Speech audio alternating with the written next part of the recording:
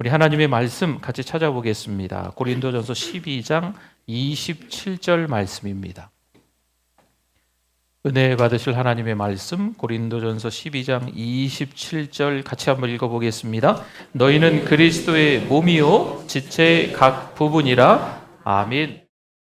네, 우리 매주마다 이렇게 아름답게 찬양을 또 은혜 찬양도 해주니 참 좋죠, 그렇죠? 네, 우리 지휘자 집사님 또 우리 반주자 집사님 우리 찬양대원들 다 건강하시라고 우리 박수로 한번 격려하겠습니다. 건강하세요. 네, 감사합니다.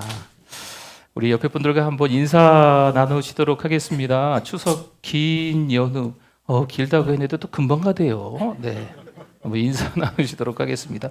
잘 오셨습니다. 은혜 많이 받으세요. 네, 감사합니다. 성도 여러분, 우리가 이제 교회라는 곳에 이렇게 모여져 있는데, 교회는 단순히 예배만 드리는 건물은 아닙니다. 오늘 말씀의 성경에 보니까 그리스도의 몸이다. 교회를 이렇게 이야기합니다.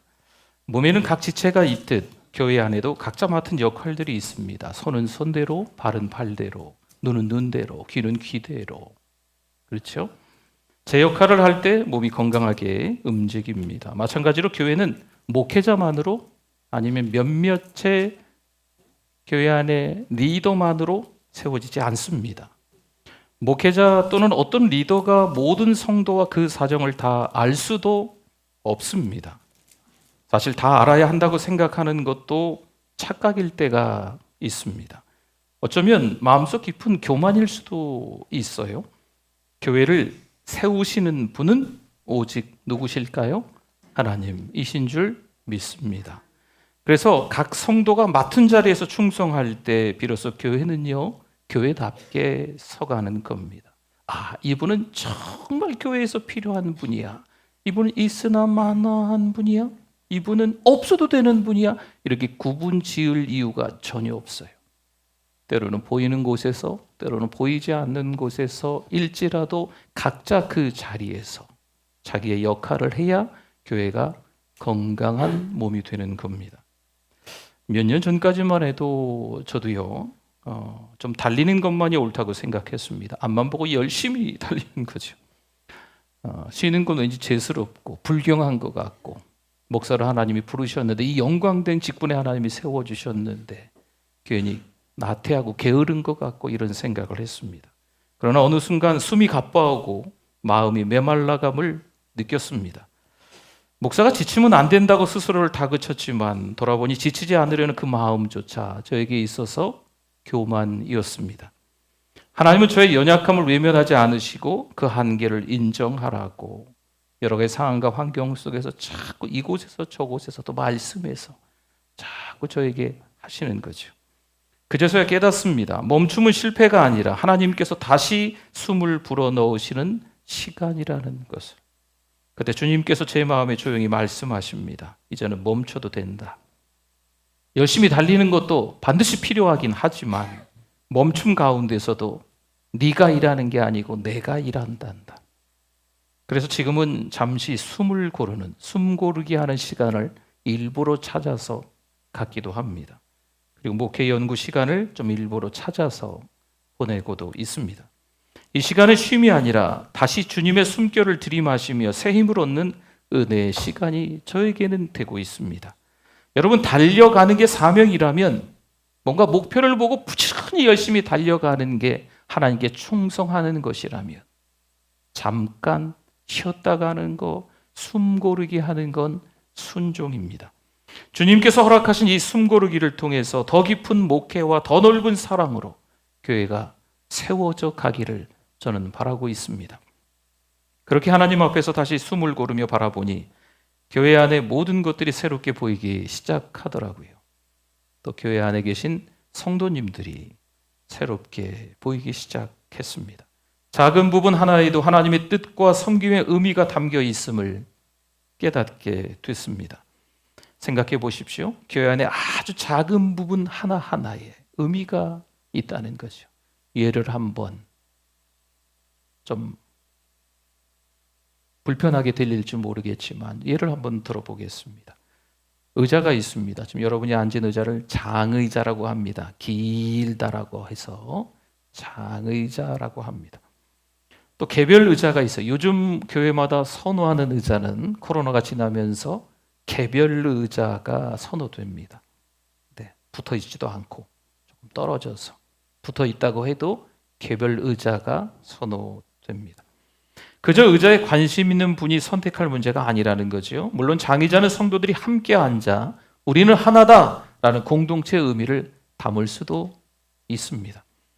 반면 개별 의자는 개인의 공간을 존중하는 장점도 있습니다. 어떤 의자를 선택하느냐에도 목회와 공동체의 방향성이 담겨 있습니다. 그냥 편리만을 위한 선택이 아니라 앞으로 목회의 방향이 그 의자를 선택하는 것에도 있어요. 강단도 마찬가지입니다. 제가 서 있는 이곳을 강단이라고 합니다. 강단이 높으면 말씀의 권위와 선포를 강조할 수도 있고, 강단이 낮으면 성도들과 더 가까이 호흡하는 친밀함을 줄 수도 있다. 이렇게 이야기를 합니다. 어느 쪽이든 단순한 구조의 문제가 아니라 교회를 어떻게 세우고 어떤 모습으로 하나님의 말씀을 전할 것인지에 대한 목회자의 고민이 아무튼 조금씩은 담겨 있습니다. 또한 우리 교회 이곳저곳에 보면 부족하고 연약한 목사지만 뭔가 교회에서 강조하고 싶은 것들이 아주 작은 글귀로 현수막이 곳곳에 붙어 있어요. 아무 생각 없이 현수막을 그렇게 몇 글자를 적어서 붙이는 것은 아닙니다. 이쪽에 한번 현수막 보시겠습니까? 여러분 오른쪽입니다. 하나님 1년 12개월 52주 동안 예배에 대한 목마름이 있게 하옵소서. 반대쪽 한번 보세요. 예배는 내가 하나님을 붙잡는 시간이 아니라 하나님께 내가 사로잡히는 시간입니다. 수년에 걸쳐서 저 자리에 이 자리에 붙어 있는데 혹시 한번 읽어보셨습니까? 여러분 이게 뭘 강조하고 있는 걸까요? 그렇죠? 예배를 강조하고 있는 몇 글자가 적혀 있는 겁니다. 성도들에게 방향을 제시하고 교회의 정신을 드러내고 있는 현수막입니다. 작년이었나요? 재작년이었나? 저 뒤에 맨 뒤에도 현수막 하나 붙였어요. 서로 사랑하라. 내가 너희를 사랑한 것 같이 너희도 사랑하라. 그저 자리가 좀 비어 있으니까 뭔가 채워야 될 것 같으니까 붙인 게 아닙니다. 기도하다가 시기적절하게 하나님께 주시는 은혜가 있어서 몇 글자를 적어서 붙이는 거죠. 우리 그 루비를 걸어가다 보면 또 어떤 홀에 들어가면 이 작은 글귀의 몇 가지 현수막들도 사실 의미가 있는 겁니다. 교회 간판도 마찬가지입니다. 간판은 그냥 교회 이름을 알리는 표시판이 아닙니다. 저녁이 되면요 길거리마다 다 간판이 많이 붙어 있습니다. 그 간판을 보면 그곳이 어디인지 알 수 있을 정도로 간판 이름도 마찬가지지만 어떤 스타일의 간판이냐에 따라서 알 수 있기도 합니다. 세상 사람들에게 교회를 소개하는 첫인상이 되는 게 교회 간판이에요. 때로는 교회 이름이 분명히 적혀 있어도 이건 여관이나 가게 간판처럼 보여서 교회다움이 전혀 드러나지 않을 때가 있습니다. 그러니 간판 하나가 교회답게 세워져 있다면 그 자체로 이곳은 하나님의 집입니다. 누구든 환영합니다. 이 메시지를 품고 있는 거죠. 좀 목사가 좀 지나친 거 아닌가라고 생각할 수도 있겠지만 그렇게 사소한 거 하나하나에도 어쨌든 그런 게 담겨 있다는 것을 말씀드리는 겁니다. 교회의 간판은 교회처럼 보이고 하나님의 영광을 드러낼 수 있도록 만들어야 하는 거죠. 작은 간판 하나에도 교회의 따뜻한 마음과 하나님의 사랑이 담겨 있습니다.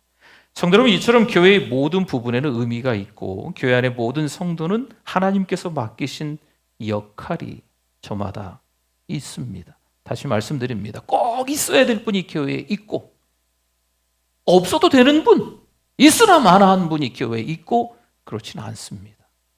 뭔가 앞장서서 교회를 위해서 충성하고 최선을 다해서 달려가는 분은 꼭 있어야 되고 그분 없어도 다른 사람들이 할 수 있어 라고 생각하기 때문에 그분은 없어도 되는 분, 이게 아니라는 겁니다. 여러분, 우리 몸 하나를 생각하면 그렇지 않습니까? 잘 보이는 것도 있고 잘 보이지 않는 이 몸 안에 있는 것들도 있잖아요. 다 꼭 필요한 겁니다. 크든 작든 눈에 보이든 보이지 않든 그 역할이 뭐요? 교회를 세우는 것입니다. 바울이 오늘 본문에서 그런 말을 했죠. 너희는 그리스도의 몸이요 지체의 각 부분이라 말씀한 이유가 바로 거기 있습니다. 교회는 건물로 세워지는 것이 아니라 지체된 우리가 각자의 자리에서 충성할 때 세워지는 것입니다. 오늘 말씀을 통해 교회가 왜 그리스도의 몸인지, 우리가 어떤 자세로 부름받았는지, 그리고 어떻게 서로 연결되어 사랑 안에서 세워져야 하는지를 함께 나누고자 합니다. 먼저 오늘 본문 27절에서 이 말씀이 있었어요. 너희는 그리스도의 몸이요 지체의 각 부분이라. 아멘. 여기서 몸이라는 표현은 단순히 우리 개개인의 어떤 육체만을 말하는 것이 아닙니다. 우리 몸에는 눈도 있고 귀도 있고 손도 있고 발도 있고 또 뭐가 있어요? 심장도 있잖아요. 각자의 역할은 분명히 다릅니다. 그런데 그 모든 것이 연결되어 있어야 몸이 건강하게 움직일 수 있는 겁니다. 이 몸 하나에 어떤 불필요한 것이 좀 있지 않을까? 그렇지 않습니다. 손이 혼자 떨어져 있으면 아무 일도 할 수 없습니다. 발이 혼자 떨어져 있으면 걸어 다닐 수 없습니다. 마찬가지로 교회 안에서도 성도들은 서로 다른 은사와 사명을 가지고 있지만 각각 서로 연결되어 함께할 때 비로소 교회는 제대로 움직이고 살아있는 공동체가 되는 줄 믿습니다. 그리고 그 몸의 머리는 사람이 아니라 누구실까요? 예수 그리스도이십니다. 머리가 몸 전체를 다스리시고 지시하시며 생명을 공급하듯이 교회는 누구에게 붙어 있어야 돼요? 예수님께 붙어 있어야만 생명이 흘러가고 방향을 잃지 않는 겁니다. 에베소서 1장 22절 23절 말씀에 또 만물을 그의 발 아래에 복종하게 하시고 그를 만물 위에 교회의 머리로 삼으셨느니라. 교회는 그의 몸이니 만물 안에서 만물을 충만하게 하시는 이의 충만함이니라. 아멘. 머리가 있어야 몸이 살아 움직이듯 교회는 예수님께 붙어 있을 때만 생명이 흘러가고 은혜가 충만해집니다. 성도 여러분, 만약 머리와 몸이 떨어져 있다면 생각하기도 좀 너무 끔찍한 일이지만 이 머리와 몸이 떨어져 있다면 어떻게 될까요? 생명이 유지될 수 있겠습니까? 아무리 건물이 크고 사람들이 많고 프로그램이 화려해도 머리 대신 예수 그리스도와 연결되어 있지 않으면 그것은 더 이상 교회라고 말할 수가 없습니다. 겉은 멀쩡해 보여도 주님과 연결되지 않으면 참된 교회라 할 수 없는 거죠. 여러분, 교회는요 단순히 어떤 모임, 주일 모임 이런 게 아니에요. 머리 대신 주님이 이 땅에서 친히 일하시는 도구입니다. 교회가 그리스도와 동떨어져 있다면 우리가 더 전도, 더 선교 많이 외치지 않습니까? 그 전도, 선교 이런 건 껍데기일 뿐이에요. 그러나 교회가 머리 대신 그리스도와 연결되어 있다면 그 작은 공동체를 통해서도 세계 열방 가운데 복음이 전해질 수 있는 줄 믿습니다. 성도분, 그렇다면 오늘 우리가 교회에 모여 예배드릴 때 가장 중요한 건 무엇일까요? 프로그램? 교회의 어떤 환경? 무슨 실? 요즘 어디 가면 수영장도 있답니다. 교회에 볼링장도 있어요. 놀라지 마세요. 교회에 흡연실도 있답니다. 여러 시설, 이런 게 아니에요. 교회는 머리 대신 예수님께 붙어 있느냐, 여러분, 이게 중요한 거예요. 말씀을 들을 때, 찬양할 때, 기도할 때 성령 안에서 그리스도와 잘 연결되어야 교회는 건강한 몸, 생명이 살아있는 몸이 되는 줄 믿습니다. 어느 시골 마을에 오래된 풍차가 있습니다. 풍차는 잘 돌아가야 되잖아요. 그렇죠? 돌아가지 않는 거죠. 기름이 떨어지고 축이 부러져서 더 이상 풍차가 돌지 않습니다. 사람들이 말합니다. 풍차 모양은 풍차 같지만 실제로는 풍차가 아니다. 사진 찍을 때 뒷배경은 좋은데 풍차는 아닌 거예요. 교회도 그렇습니다. 건물이 크고 아름답게 세워져 있어도 머리 대신 예수님과 연결되지 않으면 교회에 닿을 수 없습니다. 그러나 주님께 붙어 있을 때 비록 작고 보잘것없는 공동체라고 해도 그것은 하늘의 생명이 흐르고 세상을 변화시키는 살아있는 교회가 되는 줄 믿습니다. 교회의 또 다른 모습을 25절에서 이렇게 말하고 있어요. 몸 가운데 분쟁이 없고 오직 여러 지체가 서로 같이 어떻게 하셨다고요? 돌보게 하셨느니라. 아멘. 여기서 돌본다는 말은 단순히 그냥 관심이 있다, 아니면 좀 궁금하다, 호기심이 생겼다, 이런 표현은 아닙니다. 여기서 돌본다라는 표현은요, 함께 짐을 지는 거예요. 함께 울어주는 거죠. 함께 웃어주는 겁니다. 함께 세워주는 거죠, 서로를. 이게 돌본다라는 뜻입니다. 우리 몸을 보십시오. 손가락이 다치면 어떨까요? 제가 이렇게 뭘 하나 감고 와서, 오늘 설교 때문에 일부러 감고 온 건 아니고요. 네, 명절에 갔다가 또 막 이렇게 또 한다고 하다가 기름이 튀겨가지고, 네, 화상을 조금 입어서, 네, 오늘 설교 때문에 일부러 화상 입은 건 아닙니다. 네, 이게 불편하더라고요. 네, 이렇게 약도 바르고는 막 부풀어 오르고 뭐 터지고 막 이러니까 괜히 신경 쓰이고, 네. 엄살이 제가 조금 있는 편이거든요. 네. 아야 막 이렇게, 네, 몸이 다 이렇게 불편한 것 같고. 눈에 티끌이 들어가면 어떨까요? 예전에도 한번 이렇게 머리 감다가 샴푸를 잘못 들어 눈에 샴푸가 들어간 적이 있었거든요. 막 물로 비비고 먹어서 안과 가서 안과 선생님한테 혼났어요. 가만히 놔두면 괜찮을 걸 물로 팍 하고 비비고 그래가지고 눈이 시뻘개져가지고, 그 이후에 이제 눈에 뭐 들어가면 깜빡깜빡하고 그냥 조금 울고 있어요. 그럼 금방 낫더구만요. 네. 근데 이게 몸에 뭔가 이게 좀 이상이 있으면 몸이 다 불편한 거예요. 반대로 한번 생각해 볼까요? 몸의 한 부분이 아프다가 낫다고 생각해 보세요. 얼마나 좋을까요? 이게 좀 불편하거든요, 저 이거. 일부 예배 때 계속 감추고 있다가 아무 얘기 안 했거든요. 일부 예배 때 나가시면서 다 물어보시는 거예요. 제가 결심했어요. 2부 예배 때는 고백하리라. 네. 다 궁금하셔서 말씀하시고 어쩌다 이렇게 됐냐고, 나가시는 분들에게 다 얘기하는 거죠. 이렇게 돼가지고 이렇게 됐어요. 이렇게. 이게 이제 나으면, 회복하면, 네, 몸이 좀 편하지 않겠습니까? 교회도 그렇습니다. 어떤 성도가 아프고 힘들면 나 몰라라는 게 아니고 우리가 함께 같이 아파하고, 어떤 성도가 기뻐하면 온 교회가 함께 기뻐하는 것이 교회의 참모습이지 않을까 생각합니다. 로마서 12장 15절에 보면 이런 말씀이 있어요. 우리 같이 한번 읽어주세요. 즐거워하는 자들과 함께 즐거워하고 우는 자들과 함께 울라. 아멘. 편찮으신 분들이 교회에 계십니다. 뭐 자세히 제가 말씀드리긴 좀 그렇지만 또 이런 모양 저 모양 또 편찮으신 분들이 계십니다. 남처럼 여기지 마시고 한 가족처럼 품고 기도하는 것이 교회의 모습입니다. 금요 성령 집회에 모였을 때 우리 화면에 한 분 한 분 성함을 띄워드리고 기도합니다. 뭘 그렇게 한 사람씩 다 기도하는지, 누가 누군지도 모르겠고, 뭐 이런저런 불편함들이 있으실 수 있지만 그 가운데 내가 아는 분이 있거나 가족이 있으면 좀 기도가 다르겠죠. 그럼 좀 바꿔서 이야기를 해드리면 다 사랑하는 우리 교회 성도거든요.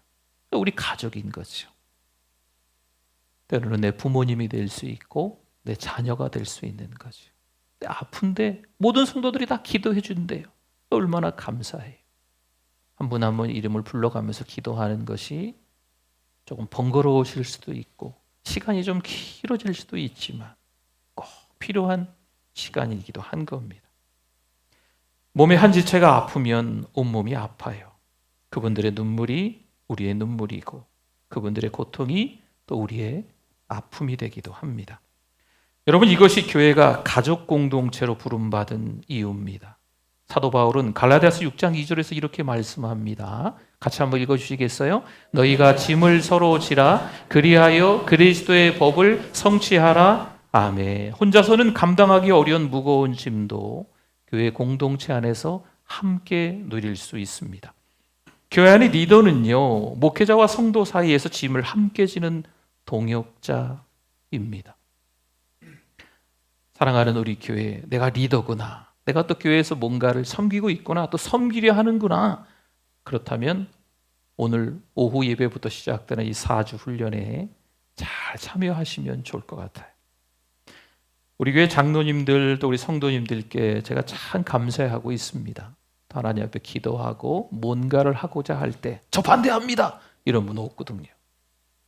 우리 장로님들도 뭐 재정적으로 또 뭐 성도님들에게도 권면하고 막 다 같이 하려고, 어떻게 목사님을 도울까, 어떻게 짐을 좀 나눌까 같이 고민해 주는 분들밖에 없어요. 목회자가 주님의 뜻을 이루어 가도록 힘을 보태주고 있다는 거죠. 성도 여러분, 이것이 바로 서로를 세워주고 함께 짐을 지는 교회의 아름다운 모습입니다. 세상은요, 강한 사람만 살아남는 곳이에요. 높이 올라가는 사람만, 많이 가지고 있는 사람만, 많이 배운 사람만, 잘 알려진 사람만 대우받는 세상일 수도 있겠지만 교회는 그렇지 않습니다. 약한 자를 붙들고 작은 자를 세우며 그들과 함께 걸어가는 공동체, 거기가 어디라고요?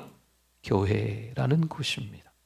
하나님은 연약한 자들을 통해서도 교회를 세우십니다. 교회는 강한 자의 힘으로 서는 것이 아니고 서로 기대어주는 사랑으로 세워집니다. 성도 여러분, 교회는요, 홀로 신앙생활하는 것이 아닙니다. 사랑으로 서로 붙들어주고 말씀과 기도로 서로를 세워줄 때 교회는 건강하게 자라고 든든히 세워지는 줄 믿습니다. 마지막으로 교회의 또 다른 중요한 모습은요, 세상 속에서의 사명이에요. 28절 말씀을 한번 보면 노란 부분만 읽어볼게요. 하나님이 교회 중에 몇을 세우셨으니 첫째는 사도요, 둘째는 선지자요, 셋째는 교사요. 아멘. 하나님은 교회 안에 다양한 은사와 직분을 주셨다라는 말씀이 기록되어 있는 거예요. 사도와 선지자는 초대교회 시대에 교회의 기초를 세우고 복음을 처음으로 전하며 하나님의 뜻을 선포했던 사람들입니다. 언제요? 초대교회 시대에. 지금도 사도가 있고 지금도 선지자가 있다라고 하는 어떤 이상한 사람들이 있어요. 그렇지 않습니다. 초대교회 시대에 있었던 분들이에요. 그들의 사명은 지금의 우리에게도 이어지고 있어요. 오늘날 사도의 정신은 복음을 들고 나아가는 선교사와 전도자들을 통해서, 또 선지자의 사명은 말씀으로 교회를 바르게 이끄는 목회자와 교회 안의 리더들을 통해서, 그리고 교사의 역할은 하나님의 말씀을 가르치며 믿음을 세우는 또 교사와 또 사랑 목자들을 통해서 계속 이어지고 있는 거죠. 하나님께서 이런 은사와 직분을 주신 이유가 있습니다. 교회가 자기 안에만 머무르지 않고 세상 속에서 예수 그리스도를 드러내시기 위함입니다. 교회가 그 교회 안에서만, 조금 전문적인 용어를 해서 지들끼리만 좋다고 하는, 이거는 아닙니다. 교회는 교회 안에서만 우리만 있는 것이 아니고 세상 속으로 들어가야 되는 겁니다. 그곳에서 은혜가 흘러가야죠.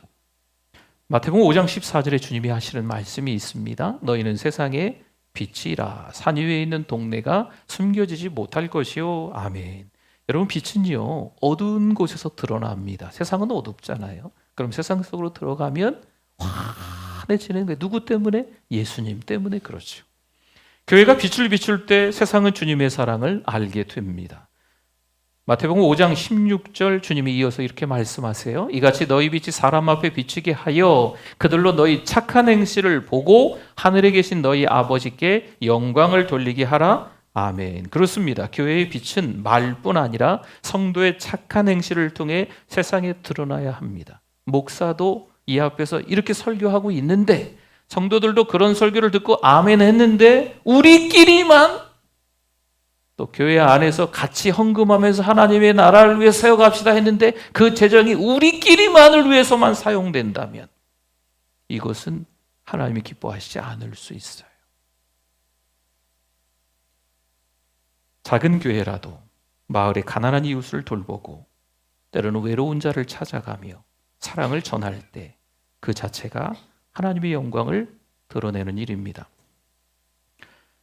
저는 개인적으로 찬양을 참 많이 듣는 편인데요. 요즘에 유튜브를 통해서 화요 찬양, 목요 찬양 이런 것들이 많이 있습니다. 그런데 예랑 워십 이렇게 또 은혜로운 찬양도 있고 피아 워십 이런 공동체 찬양도 있어요. 피아 워십 공동체 대표가 이동선 목사님이라고 합니다. 이제 찬양이 인도자지요. 지친 영혼과 삶에 방황하던 시절도 있었습니다. 이 목사님이 또 이제 하나님께서 은혜를 주셔서 너를 세워 쓰겠다라는 음성을 들었고 그 음성에 무릎 꿇고 순종하는 겁니다. 사실 이 목사님은 이제 목회를 하기 전에는 저기 뒤에 어디선가 이렇게 청년이 앉아 있는데 말주변도 없고 그 뒤에서 별로 이렇게 티도 잘 안 내는 그런 청년이었던 거죠. 근데 하나님은 전혀 준비가 안 된 사람처럼 보이지만 그 청년을 찬양 인도자로 세우시고 목사로 불러주셔서 하나님 앞에 썼다는 거예요. 본인의 간증이 그렇습니다. 카페 아닌 카페를 요즘에 하는 것 같더라고요. 선선10 먼저 선자, 먼저 선자이고 또 착할 선자인가? 선하다 이런 의미 있죠. 그래서 먼저 선한 데 사용하겠다. 10은 에베소 2장 10절 말씀처럼 이야기하는 겁니다. 그래서 매월 10일의 매출을 지역 주민센터를 통해서 가장 필요한 어려운 이웃들에게 흘려보내고 있습니다. 주변 이웃들이 이런 말을 한대요. 커피 한 잔이 사랑이 되고 그 사랑이 또 다른 생명을 살립니다. 이곳은 향기보다 따뜻함이 먼저 느껴지는 곳입니다. 물론 그들이 예수님 믿는 사람들이고 목사인 건 모를 수 있어요. 아직은. 그러나 그 착한 행실을 통해서 하나님이 영광을 받으시는 줄 믿습니다. 성도 여러분, 교회는요 단순히 모여서 예배만 드리는 것이 아닙니다. 흩어져서 세상 속에서 빛과 소금이 되는 교회의 사명이 있음을 저 여러분이 깨달아야 될 줄 믿습니다. 교회가 세상 속에서 복음을 드러내고 주님의 나라를 확장할 때 비로소 교회는요 온전한 교회가 됩니다. 사랑하는 성도 여러분, 오늘 말씀을 통해서 우리는요 교회가 단순한 건물이 아니라 머리 대신 그리스도와 연결된 살아있는 몸임을 보았습니다. 교회는 서로의 짐을 함께 지고 함께 울고 함께 웃으며 서로를 세워주는 공동체가 맞습니다. 그리고 교회는 세상 속에서 빛과 소금이 되어 예수 그리스도를 드러내는 사명을 가진 자리입니다. 그렇습니다. 교회는 몇몇 사람만의 것이 아닙니다. 모든 성도가 각자의 자리를 지키고 작은 부분이라도 충성할 때 교회는 교회답게 세워지는 겁니다.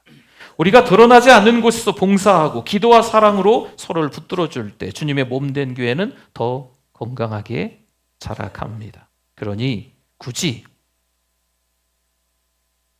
이거 잘했니? 저거 못했니? 왜 이 모양이니? 이렇게 하지 마시고 그러는 분들도 없지만 서로를 응원하고 격려하며 함께 걸어가야 될 줄 믿습니다. 그것이 바로 주님이 기뻐하시는 공동체의 모습입니다. 성도 여러분, 오늘 우리가 이 자리에 함께 모여있는 것 자체가 사실 은혜예요. 동그라미 같은 분도 있고 세모 같은 분도 있고 네모 같은 분도 있어요. 살아온 환경이 다르고 그래서 이렇게 이루어진 성격들, 어떤 세상을 대하는 태도들 이런 게 다 서로 다른 분들인데 함께 모여서 예배를 드리고 있지 않습니까? 그 다양한 사람들이 한 자리에 모여 예배 드릴 수 있다는 거, 여러분 이것이 하나님의 은혜인 줄 믿습니다. 그러니 교회를 떠나지 마십시오. 교회를 더 많이 사랑하실 수 있기를 바랍니다. 교회는 주님이 세우신 집이며 세상 그 어디에서도 얻을 수 없는 은혜와 생명이 흐르는 자리인 줄 믿습니다. 이런 고백이 있으면 좋겠어요. 오늘 제목이었지요. 우리가 곧 그리스도의 몸입니다. 주님의 집이 가장 좋은 자리입니다. 기도하겠습니다. 우리 주여 한번 부르시고 잠깐 기도합니다. 주여 하나님 아버지 감사합니다. 하나님의 은혜로 함께 예배드리게 해주셔서 감사합니다. 하나님이 기뻐하시는 교회 공동체 되기를 원합니다. 함께 울고 함께 웃으며 함께 세상을 향해 외칠 수 있도록 봉사하며 구제하며 선교하며 전도할 수 있는 사랑하는 우리 교회 되게 하여 주시옵소서. 하나님 감사합니다.